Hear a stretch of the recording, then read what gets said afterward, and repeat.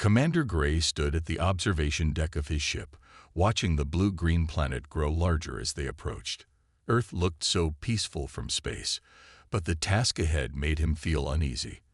As the highest-ranking military inspector of the Stellar Union, he had visited countless worlds, but this assignment felt different.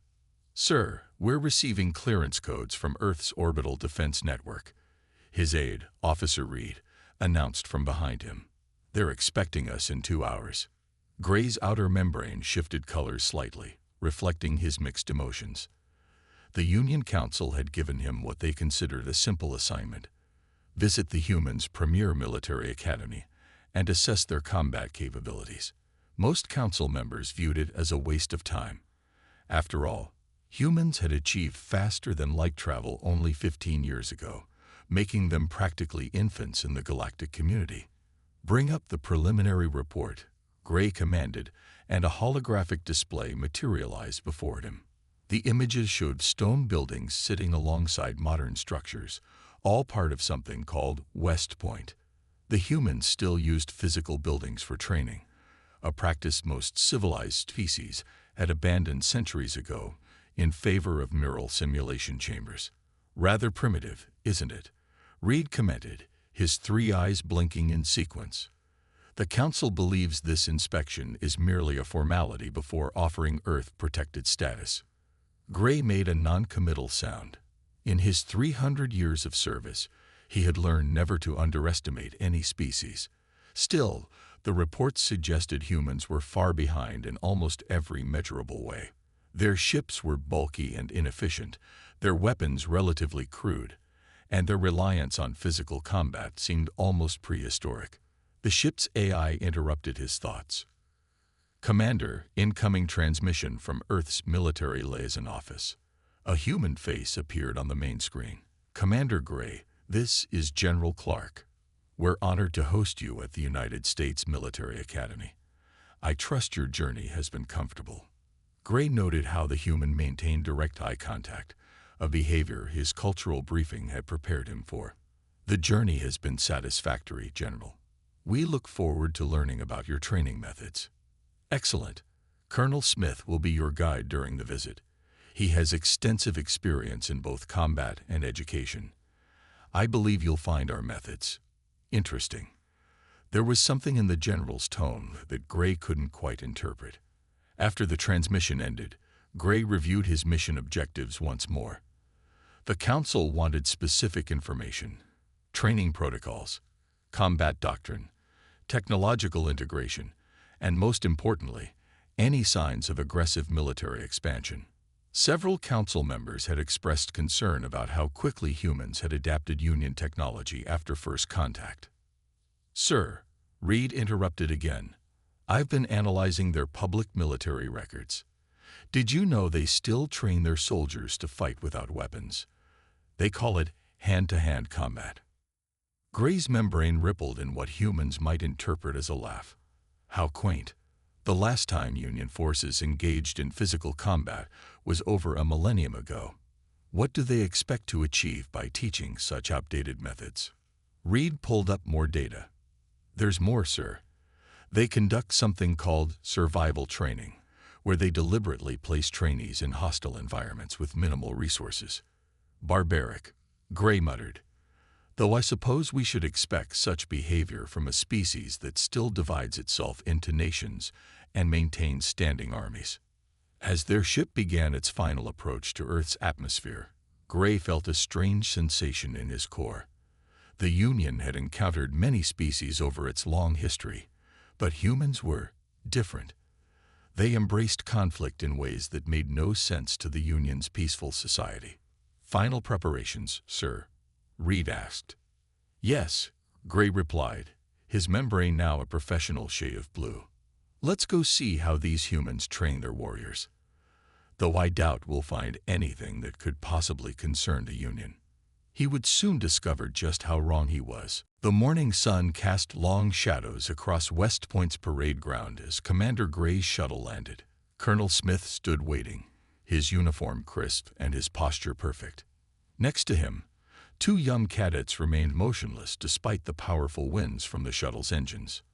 "Commander Gray, welcome to West Point," Colonel Smith said, offering a salute.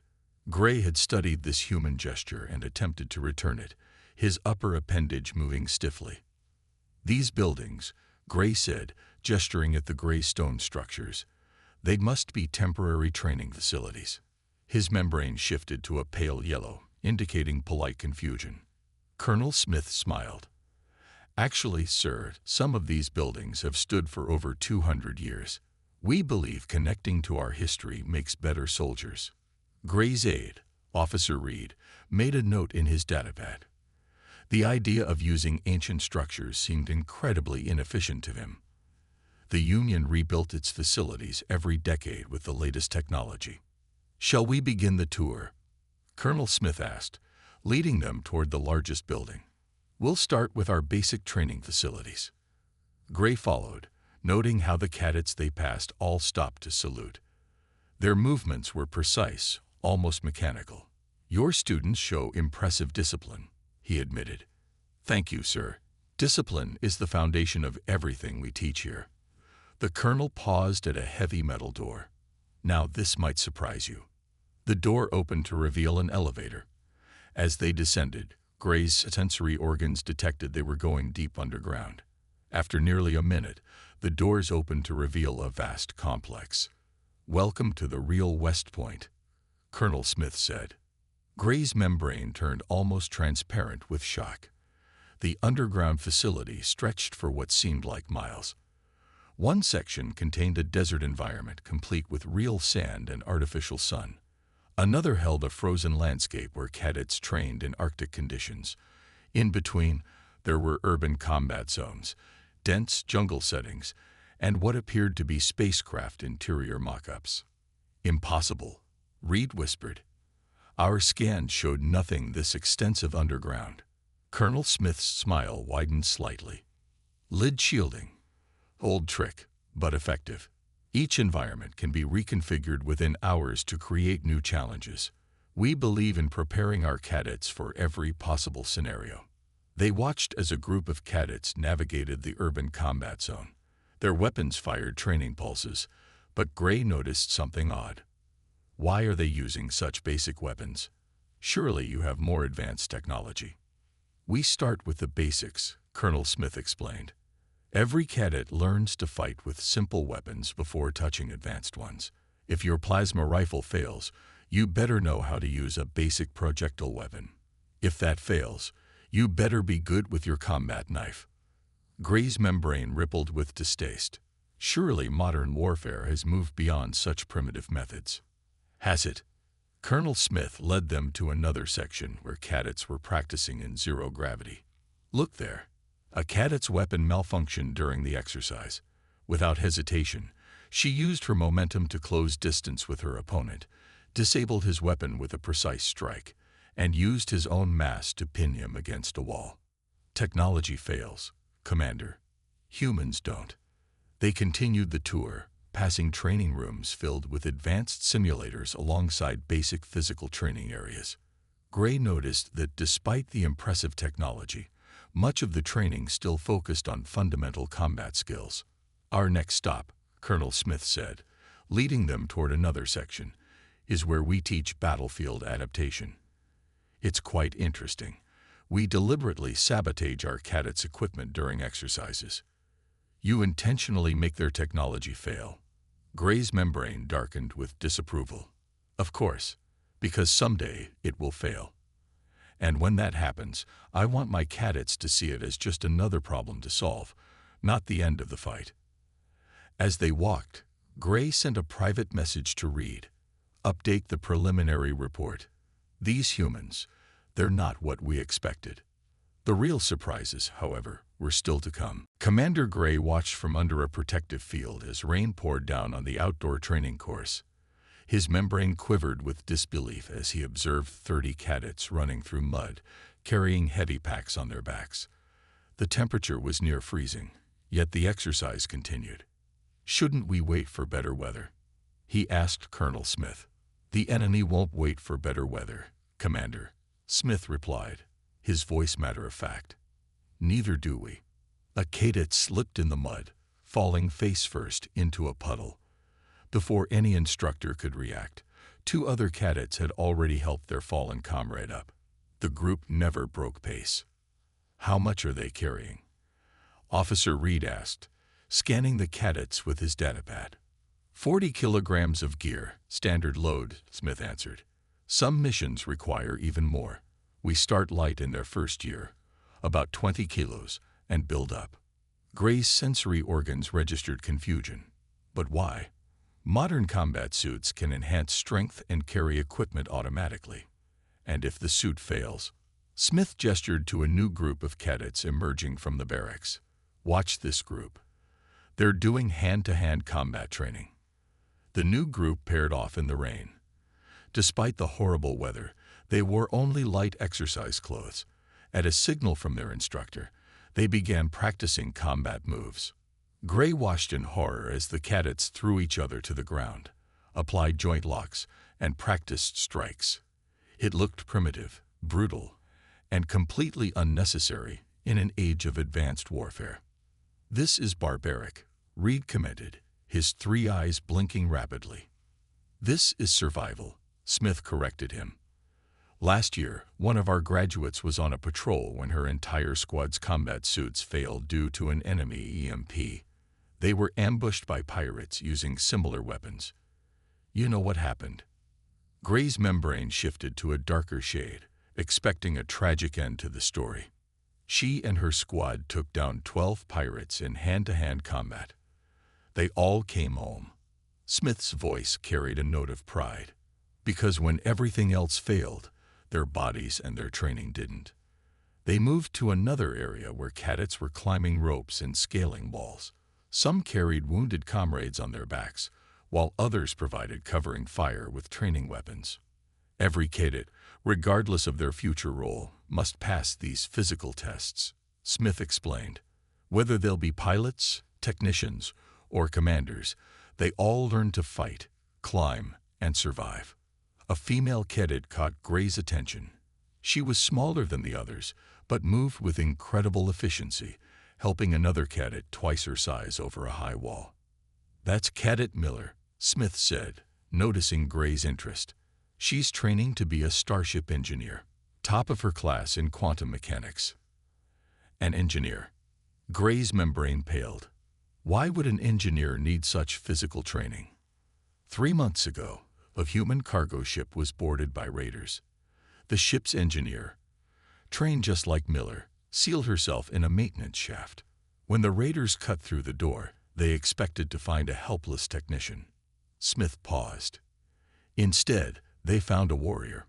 She disabled 3 of them before security arrived. Gray watched as Miller now led her team through a series of complex obstacles, calling out encouragement to those struggling behind her. "You're creating some kind of hybrid," Gray realized aloud. "Warriors who can fight with both mind and body." "We're not creating anything, Commander," Smith corrected. "We're preserving what humans have always been.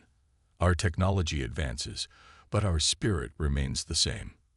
As if to emphasize his point, a crack of thunder shook the training ground. Not a single cadet flinched or stopped their exercises. Gray sent another private message to Reed. "Update threat assessment of human military capabilities. Previous models may have severely underestimated their potential." The rain continued to fall as Gray watched these young humans train, his perspective on Earth's military capabilities shifting with each passing moment. And they hadn't even reached the combat simulations yet. The simulation chamber looked impressive, even by Union standards. Commander Gray stood in the observation room, watching through reinforced glass as cadets prepared for their exercise. Colonel Smith worked at a control panel, programming the scenario. "Today's simulation," Smith explained, "is a rescue mission. The cadets must extract a crashed pilot from hostile territory. We're using live-fire training weapons. They sting but won't cause permanent harm. Standard rescue protocols are simple," Gray said. "Send in automated drones or teleport the pilot out." Smith smiled. "We've disabled their long-range communications, teleporters, and most of their advanced technology. They have to do this the hard way." The simulation began. The chamber transformed into a rocky valley with dense forest coverage. Holographic enemies appeared, using actual combat tactics. The cadet team moved forward in formation, looking remarkably calm. Suddenly, their primary weapons malfunctioned, part of Smith's programmed scenario.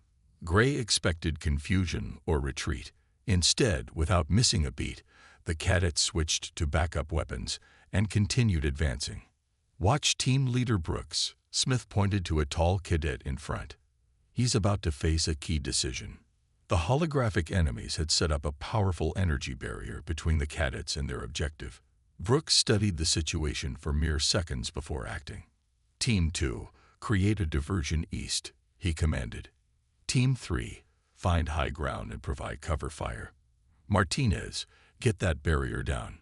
A small cadet, Martinez, pulled out what looked like ancient explosives. "Those are primitive chemical compounds," Gray observed with disapproval. "Sometimes old technology is the most reliable," Smith replied. The explosion disabled the energy barrier. As enemy fire intensified, one cadet took a hit from a training weapon and went down. Without orders, another cadet pulled her to safety while the rest adjusted their formation to cover the gap. Their backup plan failed. Reed noted as more weapons malfunctioned. They should retreat and request support. "Watch," Smith said simply. The cadets didn't retreat. Instead, they drew basic projectile weapons, what humans called pistols, and kept moving. Brooks led half his team through the dense forest, while the others maintained suppressing fire. Gray's membrane flickered with surprise as he realized what they were doing. A pincer movement.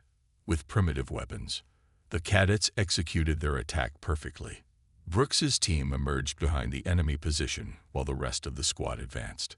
The holographic enemies, caught between two forces, were quickly eliminated. "Pilots secured," Brooks reported, his team already treating the crash victims' simulated injuries, requesting extraction. Smith ended the simulation. The chamber returned to its neutral state, and the tired but triumphant cadets gathered for debriefing. "You deliberately caused their equipment to fail," Gray accused, "multiple times." "Of course," Smith replied. "In real combat, anything can fail. Weapons, shields, communications, nothing is perfect. Our cadets learn to complete the mission, regardless of what goes wrong." Gray watched as Brooks led his team's debriefing, discussing what worked and what needed improvement. In the Union military, soldiers simply switch to backup systems when primary systems fail. "And if those fail too?" Smith asked. "That doesn't happen often," Gray admitted. "But it can happen. And that's enough reason to prepare for it." Smith pulled up the mission data. Notice how quickly they adapted to each failure. No panic, no confusion. They simply moved to the next solution. Gray studied the data. The cadets had faced 7 critical equipment failures during the 15-minute exercise. Each time, they had adjusted their tactics without losing momentum. Most species, Gray said slowly, would consider this level of adaptability unsettling. Most species haven't spent their entire history adapting to overcome challenges, Smith responded. Humans have. It's what we do best. As they left the simulation chamber, Gray heard Brooks telling his team, "Tomorrow we'll run it again. This time with no weapons at all. We need to be ready for anything." Gray's membrane turned a deep shade of worried blue. The Union's assessment of human military capabilities would need serious revision. The Academy's museum was quiet as Commander Gray followed Colonel Smith through its halls. Display cases lined the walls, filled with what Gray first thought were just primitive weapons. Then he realized something disturbing. They were organized by time period, stretching back thousands of years. "This can't be right," Gray said, his membrane rippling with disbelief. "Your species has been developing weapons for this long." "These are just from one region of Earth," Smith replied, gesturing to the vast collection. "Every human culture developed its own ways of fighting. We studied each other's methods, adapted them, improved them. Officer Reed stopped at a display showing ancient battlefield formations. These patterns, they're similar to modern space combat maneuvers. Good eye, Smith nodded. The principles of warfare don't change much. Only the tools do. He led them to a large screen showing a map of Earth. Red dots appeared across it, each representing a historical battle. Computer, show battle timeline. Last 3,000 years, Smith commanded. Gray watched in horror as thousands of red dots flickered across the map in sequence. Each light is a separate conflict. Major ones, yes. We've been fighting and learning from each experience for our entire history. Smith's voice was matter-of-fact. Every battle taught us something new. Every war pushed us to innovate. They moved to a section about recent conflicts. Gray noticed cadets studying old battle footage, taking notes and discussing strategies. You make your students study past wars? Reed asked, his three eyes widening. Those who don't study history are doomed to repeat its mistakes, Smith quoted. Every cadet must understand how warfare has evolved. It helps them predict how it might change in the future. Gray stopped at a display showing how human weapons had developed from simple spears to energy rifles. The Union has had only 3 major conflicts in its entire history. We thought this was normal for civilized species. Peace is ideal, Smith agreed. But peace through strength is more reliable than peace through hope. He pointed to a diagram showing how ancient siege techniques have been adapted for modern space warfare. This disturbs you, doesn't it, Commander? Smith asked, noting Gray's discolored membrane. Your species hasn't just practiced warfare, Gray realized. You've perfected it, generation after generation, for thousands of years. They reached a section about humanity's first contact with alien life. Gray read how humans had immediately begun studying potential military applications of each new technology they encountered. When we gave you FTL technology, Gray said slowly, your people didn't just copy it. You found ways to use it that we hadn't even considered. Necessity breeds innovation, Smith replied. Humans have always been good at finding new ways to use existing tools. The final exhibit showed current military training methods from around Earth. Gray noticed how each region had its own combat traditions, all of them thousands of years old, now combined with modern technology. The Union thought we were giving technology to a young species, Gray said. But we weren't, were we? We were giving advanced tools to an ancient military culture. We're not just warriors, Commander, Smith corrected. We're artists, scientists, explorers. We create as much as we destroy. But yes, we've learned to fight very well over the years. As they left the museum, Gray saw a group of cadets practicing with simple wooden training swords alongside their regular exercises. Why keep the old ways, he asked, when you have energy weapons and plasma rifles? Because the old ways work, Smith said. They worked thousands of years ago. They work now, and they'll work thousands of years from now. Technology changes, Commander. The human spirit doesn't. Gray sent a final message to Reed. Update report priority to urgent. The Union needs to understand what we're really dealing with here. And they still had more to see. Commander Gray sat in the back of a classroom, his membrane now a constant swirl of worried colors. The lesson today was about unit cohesion and battlefield psychology, concepts that seemed uniquely human. In combat, the instructor explained to the cadets, your strongest weapon isn't your rifle or your plasma cannon. It's the soldier next to you. Officer Reed leaned closer to Gray. They consider social bonds a weapon. Quiet, Gray replied, watching intently as the instructor played video footage from recent combat situations. The first video showed a squad pinned down by enemy fire. One soldier was wounded, bleeding badly. Instead of retreating, his entire team risked their lives to save him. They all survived. Why did they take such a risk? Gray whispered to Colonel Smith. The logical choice was to retreat. We don't leave our people behind, Smith answered simply. Ever. The instructor moved on to discuss stress management. Your enemy will try to break your body, he told the cadets. "But they'll try harder to break your spirit. Pain is temporary. Letting your team down lasts forever." Gray watched as the cadets nodded in understanding. They weren't just listening. They believed every word. "Now," the instructor continued, "let's discuss the warrior ethos." He wrote 4 points on the board. "I will always place the mission first. I will never accept defeat. I will never quit. I will never leave a fallen comrade." This is what they actually believe. Reed asked, his 3 eyes blinking rapidly. "Not just believe," Smith corrected. "Live by, die by, if necessary." The class moved on to practical exercises. Cadets were paired up and given impossible tasks to complete. Gray expected frustration or surrender. Instead, he saw determination and teamwork. "Notice how they encourage each other," Smith pointed out. "How they refuse to give up even when failure seems certain." One pair of cadets was struggling with their task. Their classmates, instead of mocking them, offered support and suggestions. Within minutes, the whole class was working together to solve the problem. "In the Union military," Gray said, "we focus on individual excellence. Each soldier masters their specific role." "We tried that approach," Smith replied. "It doesn't work as well as building strong teams. A group of humans working together will always accomplish more than the same humans working alone." The instructor began discussing how to maintain morale under extreme conditions. Gray listened with growing concern as the cadets learned about surviving torture, resisting interrogation, and keeping their unit's spirit alive in the worst situations.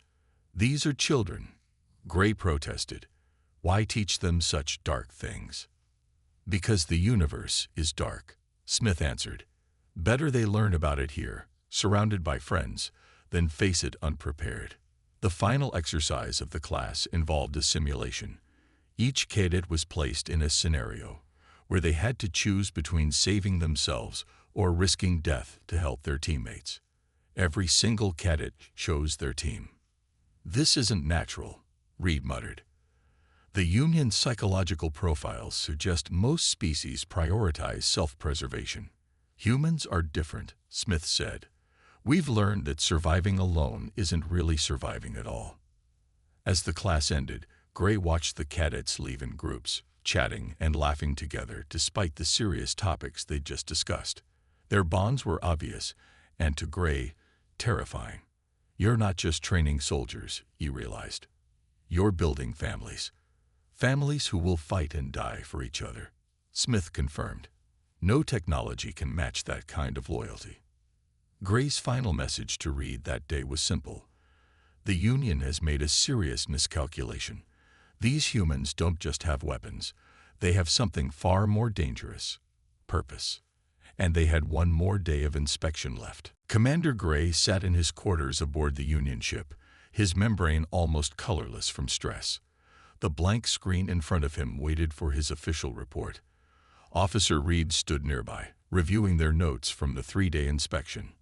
"How do we explain this to the council?" Reed asked, his 3 eyes focused on the data displays floating around them. "We tell them the truth," Gray replied, "though I doubt they'll believe it."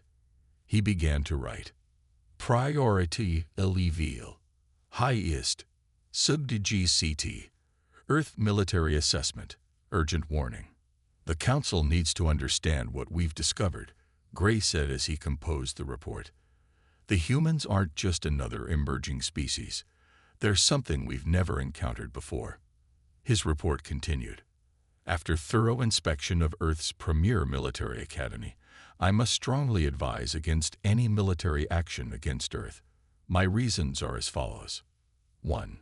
Humans have been perfecting warfare for over 3,000 years. While the Union has evolved beyond physical combat, humans have mastered both ancient and modern fighting techniques. 2. Their adaptability exceeds anything in our records. When their advanced technology fails, they continue fighting with basic weapons. When those fail, they fight with their hands. 3. Most disturbing is their psychological profile. Humans form intense emotional bonds with their unit members, creating small families willing to die for each other. This makes them nearly impossible to demoralize. Gray paused, remembering the cadets' faces during their training. He added, "What makes humans truly dangerous is not their technology or their training, but their spirit. They possess a quality I can only describe as relentless. They don't stop when they're tired. They don't surrender when they're outnumbered. They don't abandon their wounded." Reed looked up from his own terminal. "The Council will say we're exaggerating." "Then they're fools," Gray replied, continuing to write. "The Union's current military strategy relies heavily on superior technology and automated systems. Against most species, this approach works well. Against humans, it would be disastrous. They expect technology to fail. They train for it. They almost welcome it. Furthermore, each human combat unit operates like an independent organism. Cutting off their communication or supply lines doesn't stop them. It just makes them more creative and more dangerous." Gray added details about the underground training facility, the combat simulations, and the historical military museum. Each point reinforced his main argument. Humans were uniquely prepared for warfare in a way the Union had never seen. His final paragraph was the most important. "I must emphasize this point. The humans' apparent technological inferiority is irrelevant. Their combination of physical capability, tactical adaptability, and psychological resilience makes them a potentially unbeatable enemy. They don't just train soldiers. They forge warriors, a concept most Union citizens can't even comprehend. My recommendation: maintain peaceful relations with Earth at all costs. If conflict ever erupts, the Union would face an enemy that doesn't fear death, never stops learning, and treats defeat as merely a temporary setback. Final note: the humans have a saying: hope for peace, prepare for war. After observing their preparation, I sincerely hope we never see their war." Gray signed the report and sent it with the highest priority marking. His membrane finally settled into a deep blue of relief and worry. "What do you think the Council will do?" Reed asked. "If they're wise, they'll listen," Gray replied. "If not..." He looked out his viewport at the Earth, growing smaller as they departed. "If not, they'll learn the hard way why humans have survived everything their harsh world has thrown at them." As their ship entered FTL, Gray added one final personal note to his log. "The Union thinks it has been helping a young species reach the stars. Instead, we may have just armed the most dangerous warriors in the galaxy." The blue planet disappeared behind them, but Gray couldn't shake the feeling that he had just witnessed the beginning of a new era in galactic history.